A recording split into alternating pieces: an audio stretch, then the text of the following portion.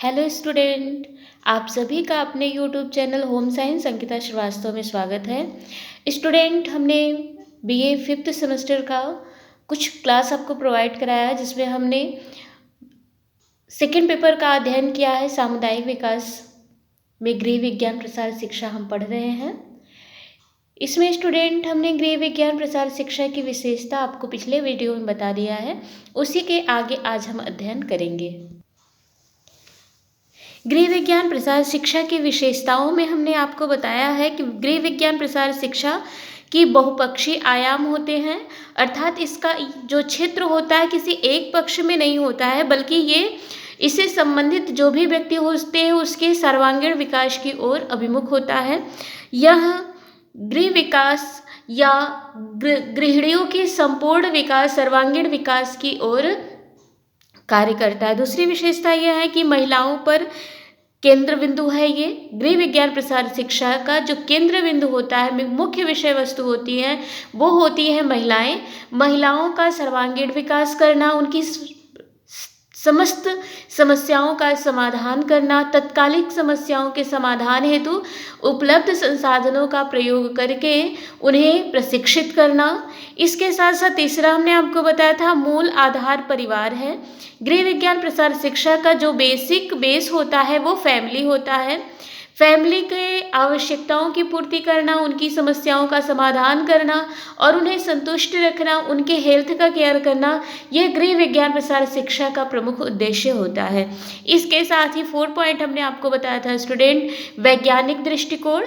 वैज्ञानिक दृष्टिकोण से हमारा तात्पर्य है कि गृह विज्ञान प्रसार शिक्षा जो होता है, ये जो होता है सकारात्मक नकारात्मक दोनों दृष्टिकोण को ध्यान में रख करके परिवार एवं समाज के समक्ष समस्याओं का समाधान करने हेतु तत्पर रहता है। यह विभिन्न प्रकार की नवीन तकनीकों को समाज में प्रस्तुत करता है। जो भी विभिन्न प्रकार के तकनीकों का खोज अनुसंधान केंद्रों पे होता है, उनको समस्याओं से जोड़ना और ग्रामीण जनता तक पहुंचाने का कार्य गृह विज्ञान प्रसार शिक्षा करता है। फॉर एग्जाम्पल के रूप में, जैसे एक कृषक है, कृषि करने वाला कृषक है और उसकी जो समस्या है कि उसके खेत में अच्छी प्रकार के फसल नहीं उगते हैं, तो उसके कारण को जानना और उसके निवारण को उसको समझाना, है ना।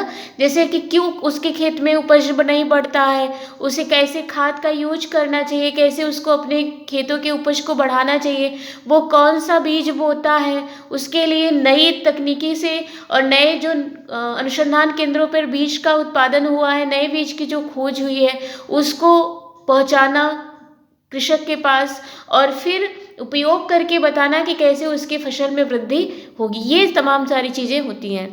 आगे आज हम पढ़ेंगे 5th पॉइंट, स्व इच्छा पर आधारित कार्यक्रम। गृह विज्ञान प्रसार शिक्षा जो होती है, ये स्व इच्छा पे आधारित होती है। स्व इच्छा मतलब स्वयं की इच्छा पर आधारित होती है, ठीक है। जो गृह विज्ञान प्रसार शिक्षा है, इसको संचालित करने के लिए, इसके सभी प्रकार के कार्यक्रम को बनाने के लिए पहले जन समूह की राय ली जाती है, ठीक है। जैसे कोई भी कार्यक्रम बनाने से पहले जो जन समूह है, जो समाज के लोग हैं, जिनसे संबंधित कार्यक्रम किया जा रहा है या जिनके लिए कार्यक्रम किया जा रहा है, उनसे पहले राय ली जाती है और उनकी आवश्यकता एवं इच्छा के अनुरूप ही कार्यक्रम बनाया जाता है। उन पे थोपा नहीं जाता है, उनकी जो समस्या होती है उसी के अनुरूप ही कार्यक्रम को बनाया जाता है। कार्यक्रम के दौरान ही परिवर्तन समय सारणी का तैयार होना भी जन समूह पर निर्भर करता है, अर्थात किस समय हम कौन सा प्रोग्राम अरेंज करेंगे और उसमें क्या परिवर्तन करना है, कैसे उनकी आवश्यकताओं की पूर्ति होगी, ये ग्रामीण जनता के सहयोग से, उनके इच्छा के अनुसार ही प्रोग्राम बनाया जाता है, ठीक है। नेक्स्ट है पारिवारिक लक्ष्यों। पारिवारिक लक्ष्यों पर आधारित होती है, अर्थात गृह विज्ञान प्रसार शिक्षा जो है स्टूडेंट, ये परिवार के लक्ष्यों पर आधारित होती है। परिवार के सदस्यों की क्या लक्ष्य हैं, क्या समस्याएं हैं, ठीक है, कैसे वे अपनी समस्याओं का समाधान कर सकते हैं, इस बेस पे आधारित होती है, ठीक है। और परिवार के लोग या समुदाय के लोग अपनी स्वेच्छा से इस कार्यक्रम में भाग लेते हैं और अपनी आवश्यकताओं की पूर्ति भी करते हैं। ठीक। और नेक्स्ट है आधारभूत कड़ी।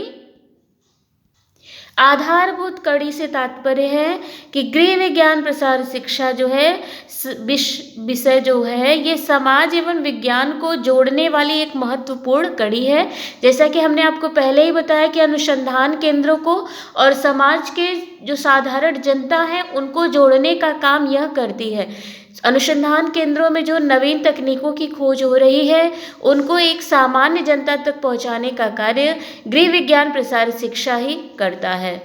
ठीक है, तो इस तरह से यह एक आधारभूत कड़ी के रूप में भी कार्य करता है। एक बार आप ये भी पढ़ लीजिएगा, हमने समझाने की कोशिश आपको की है लेकिन हम आपको पूरा नोट्स प्रोवाइड करा दे रहे हैं। आप इसको एक बार पढ़ भी लेंगे, आपको बहुत अच्छे से आपका डाउट क्लियर हो जाएगा और बहुत अच्छे से स्टूडेंट आपकी तैयारी भी हो जाएगी। नेक्स्ट हम पढ़ेंगे गृह विज्ञान प्रसार शिक्षा की आवश्यकता एवं महत्व। गृह विज्ञान प्रसार शिक्षा की क्या आवश्यकता है और क्या महत्व, ये तो आप जान ही चुके हैं लेकिन शॉर्ट में हम आपको और अच्छे से समझा दे रहे हैं। गृह विज्ञान का जो महत्व है, जो आवश्यकता है, उसमें सबसे पहले हम बताएंगे आपको कि गृहिणियों के सर्वोन्मुखी विकास में सहायता देना। गृह विज्ञान जो होता है यह विशेष रूप से गृहिणियों के विकास हेतु आवश्यक है। गृहिणियों की जो समस्याएं होती हैं उनको समाधान करना और उनका सर्वांगीण विकास करना, चाहे वो व्यक्तिगत हो, पारिवारिक हो, सामाजिक हो, उनके हर प्रकार के लक्ष्यों की प्राप्ति में गृह विज्ञान बहुत ही महत्वपूर्ण भूमिका निभाती है। ठीक है, गृह विज्ञान महिलाओं को शिक्षित करती है, उन्हें योजनाबद्ध रूप से कार्य करने के लिए प्रेरित करती है। वे अपने कार्यों को कैसे वैज्ञानिक विधि से कर सकती हैं, अपने लक्ष्यों की कैसे पूर्ति कर सकती हैं, अपने परिवार के सदस्यों की आवश्यकताओं की कैसे पूर्ति कर सकती है, परिवार के सदस्यों को कैसे उनकी आवश्यकता के अनुसार पौष्टिक तत्व प्रदान करेंगी, मैनेजमेंट कैसे करेंगी, ये सारी चीज़ें गृह विज्ञान विषय सिखाती। इसलिए गृह विज्ञान प्रसार शिक्षा का अत्यंत आवश्यकता महसूस होता है। दूसरा, उपलब्ध संसाधनों के उपयोग में गृहिणियों की सहायता करना। देखिए, गृह विज्ञान एक ऐसा विज्ञान है जो कि गृहिणियों को यह बताता है कि उनके पास जो संसाधन उपलब्ध हैं उसी का उपयोग करके वे कैसे अपने आवश्यकताओं की पूर्ति कर सकती हैं और इसके साथ साथ कम समय, कम शक्ति, कम धन के व्यय के द्वारा वे कैसे अपनी सर्वांगीण विकास कर सकती है, अपने परिवार की आवश्यकताओं की पूर्ति कर सकती हैं। ठीक है, अपनी गृहस्थी कैसे अच्छे ढंग से चला सकती हैं, ये गृह विज्ञान की प्रमुख उद्देश्य भी है। एक अच्छी उपभोक्ता बनाने में महत्वपूर्ण भूमिका गृह विज्ञान निभाता है। ठीक है, ये फॉर एग्जाम्पल के रूप में आपको सब बताया गया है, जैसे कि गोबर के उपले बनाकर जलने से अच्छा है जमीन में गड्ढा खोदकर उसमें गोबर, मिट्टी और सब्जी के व्यर्थ छिलके, बीज इत्यादि तह डालकर उसे कंपोस्ट खाद बनाई जाए। ठीक है, और नालियों में व्यर्थ पानी बहाने की अपेक्षा उस पानी को घर के पास फालतू पड़ी जमीन में प्रवाहित कर रसोई वाटिका लगाया जाए। इसी रसोई वाटिका में खाद का उपयोग करें। ऐसा करने से व्यर्थ जमीन, व्यर्थ पानी, व्यर्थ कचरे का सदुपयोग होगा और घर बैठे पकाने के लिए ताज़ी सब्जियां उपलब्ध हो जाएंगी। ठीक है, मतलब गृह विज्ञान के विषय के अध्ययन से ये बताया जाता है कि कोई भी चीज़ जो है आप उसको फेंकिए नहीं। जैसे सब्जी का छिलका है आप लोग फेंक देते हैं, है ना, और गोबर है उसको फेंक देते हैं, बहुत सारी ऐसी चीज़ें हैं जो हम फेंक देते हैं। तो गृह विज्ञान ये बताता है कि कैसे आपके पास जो भी संसाधन उपलब्ध है उनका रीयूज कैसे आप कर सकते हैं। जैसे आपके पास सब्जी के छिलके हैं, आप उसको निरर्थक रूप से फेंक देते हैं, उसको गड्ढा खोद करके उसमें जैसे आप डालती जाएंगे तो क्या होगा, वो कंपोस्ट खाद तैयार हो जाएगा।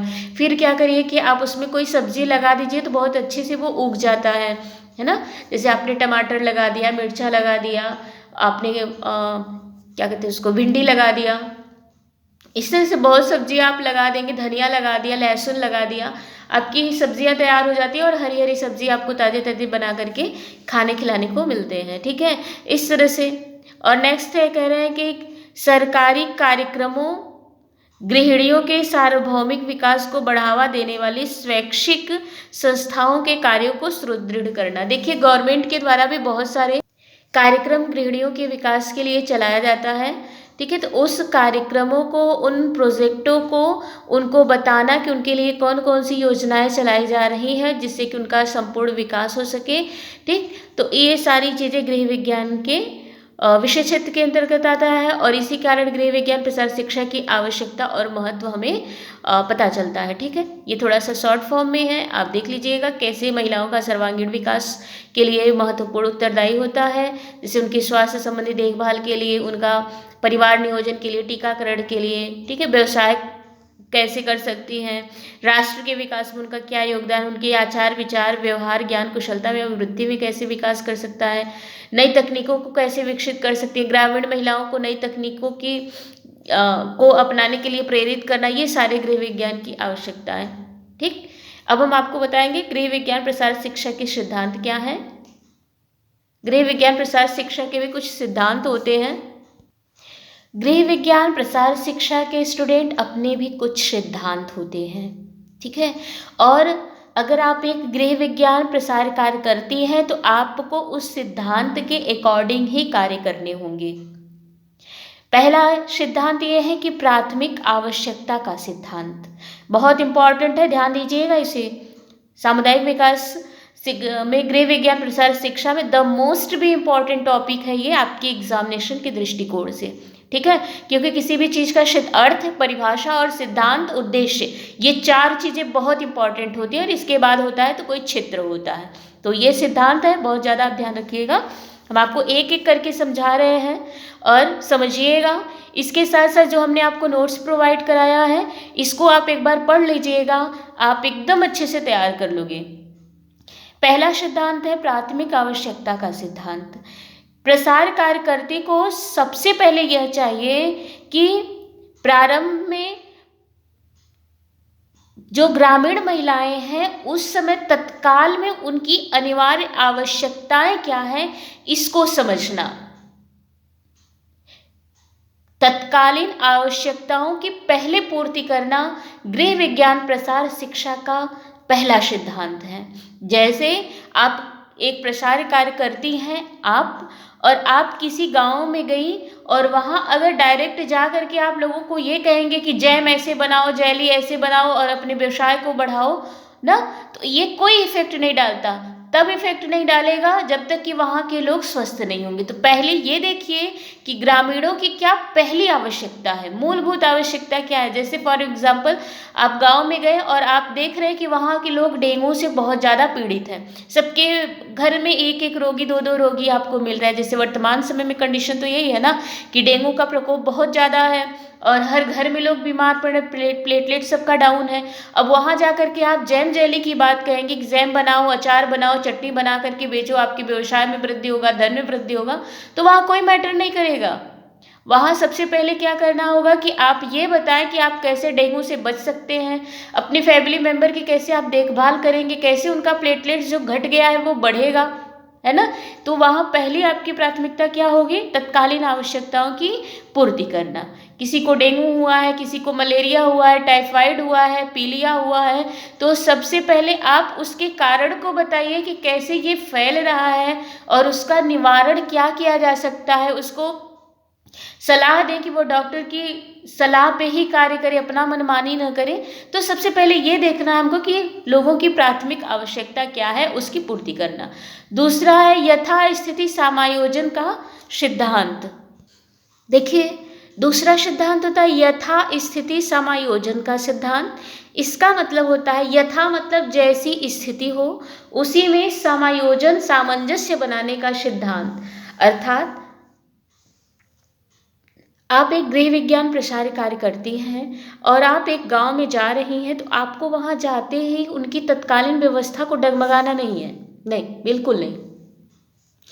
उनकी जो स्थिति है, जो परिस्थिति है, उसका पहले आप अध्ययन कीजिए। उनकी योग्यता का, उनकी क्षमता का, उनकी मानसिक स्तर को जानिए और उसी के अनुसार आप अपने कार्यक्रमों को बनाइए और उन्हीं के अकॉर्डिंग आपको कार्यक्रम प्रस्तुत करना है। जैसे आप जिस गांव में गए वहाँ के लोग साक्षर हैं, मतलब पढ़े लिखे हैं, तो वहाँ आप चार्ट, पोस्टर, ग्राफ, नक्शा, ब्लैक बोर्ड इत्यादि का आप प्रयोग कर सकते हैं और उनकी आवश्यकताओं की पूर्ति हेतु उन्हें जानकारी भी प्रोवाइड करा सकते हैं। परंतु यदि आप ऐसे जगह पे गए हैं जहाँ के लोग अशिक्षित हैं, उन्हें ब्लैक बोर्ड, चार्ट, पोस्टर नहीं समझ में आएगा, आपको पता है, तो वहाँ आप इन सब सारी चीज़ों का यूज न करके आप कठपुतली, फिल्म, नृत्य, गीत, लोकगीत इत्यादि का प्रयोग करके इनके माध्यम से उनकी समस्याओं का समाधान करने के लिए, उनकी समस्या क्या है उनको समझाने के लिए आप प्रेरित करेंगे। ठीक है स्टूडेंट, इसके साथ ही यदि गांव में बांस, रस्सी, ऊन इत्यादि उपलब्ध हैं तो उन्हीं वस्तुओं से कैसे प्रयोग करके, उनकी संसाधन से वो कैसे प्रयोग करके अपने इनकम में वृद्धि कर सकते हैं, इन सब सारी चीज़ों को बताना वहाँ आपका कर्तव्य होगा।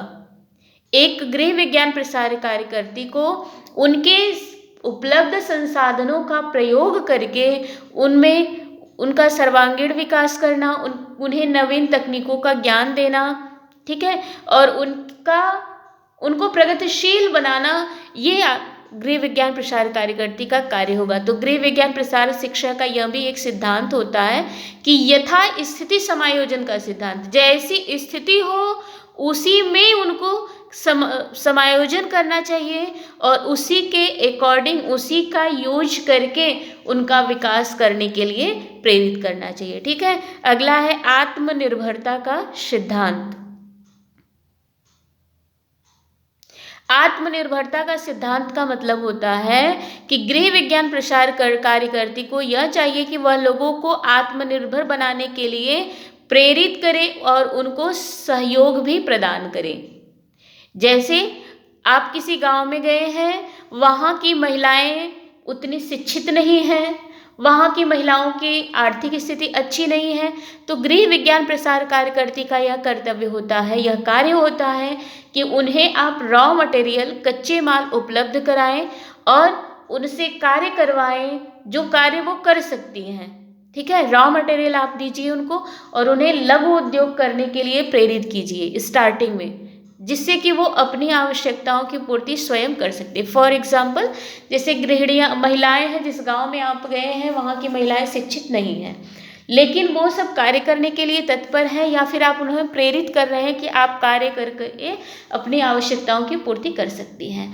तो आप पहले शून्य से शुरू करिए। जैसे महिलाएं सिलाई बुनाई कढ़ाई का काम कर सकती है लेकिन उनको आता नहीं है, तो सबसे पहले आप उन्हें सिलाई सिखाइए। तो डायरेक्ट तो अच्छे अच्छे कपड़े सिलना सीख नहीं जाएंगे, जहाँ किसी को कुछ नहीं आता, तो सबसे पहले आप फॉल लगवाइए, पीको कराइए, यहाँ से स्टार्ट करिए। धीरे धीरे उन्हें अन्य कपड़े जैसे ब्लाउज, पेटीकोट वगैरह, लेडीज़ ड्रेस जो होती हैं वो सिलना सिखाइए।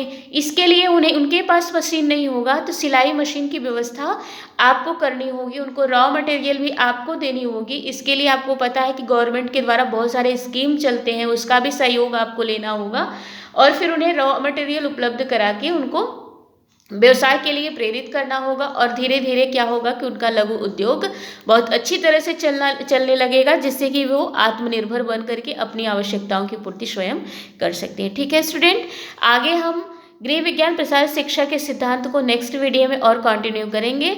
अगर आप चैनल पे नए हैं तो चैनल को सब्सक्राइब कीजिए, लाइक कीजिए, शेयर कीजिए। Thank you for watching my video.